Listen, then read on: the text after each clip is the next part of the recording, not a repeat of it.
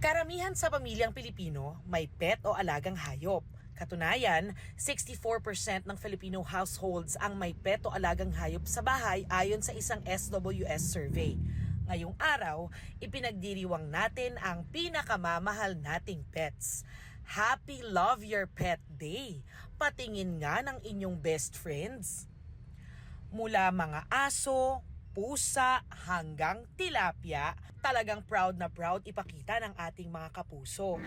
Pero ang 35 taong gulang na si Michelle, hindi lang isa, dalawa, tatlo ang pets.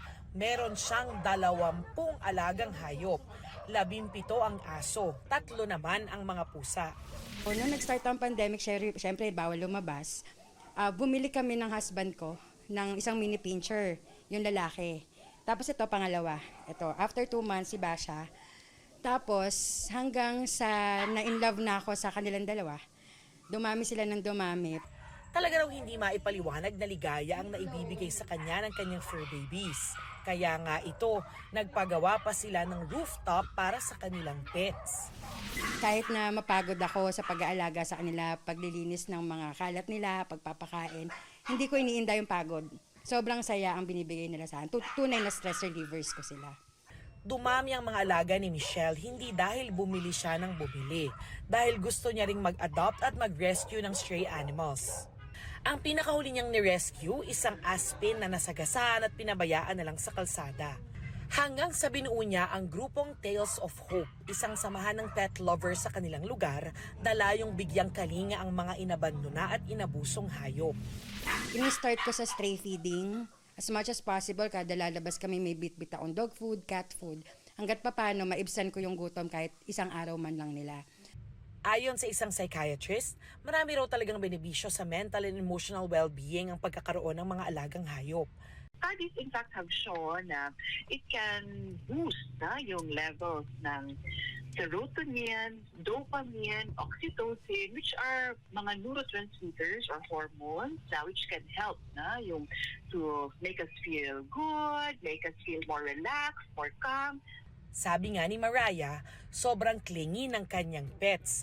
Dahil daw sa kanyang fur babies, nararamdaman niyang marami sila sa bahay.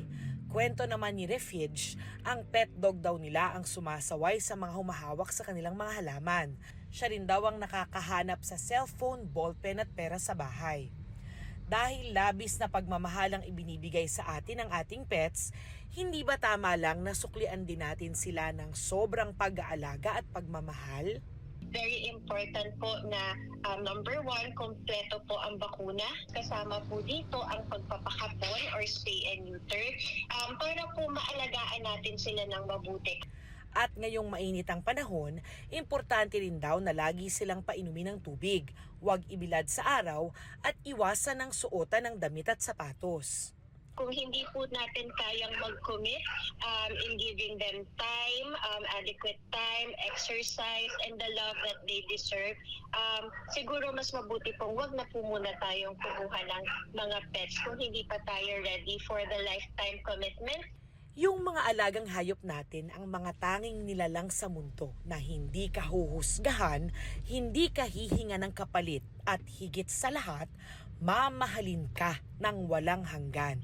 Kaya dapat sa abot ng ating makakaya ay mahalin natin sila, hindi lang dahil Love Your Pet Day, kung hindi sa bawat araw ng kanilang buhay. Para sa GMA Integrated News, Darlene Kai, ang inyong saksi. Bahagyang natuldukan ang napakalamig na panahon sa Tokyo, Japan. Kaya nakalabas pa ang mga residente para masilayan ng cherry blossoms. Ang silang residente laking gulat nila sa biglaang pag-iba ng temperatura ngayong araw mula kahapon kung kailan balot na balot sila.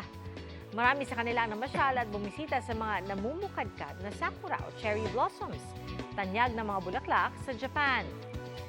Pero hindi na kailangang mag-Japan para makakita ng mga namumukadkad na kulay rosas na bulaklak.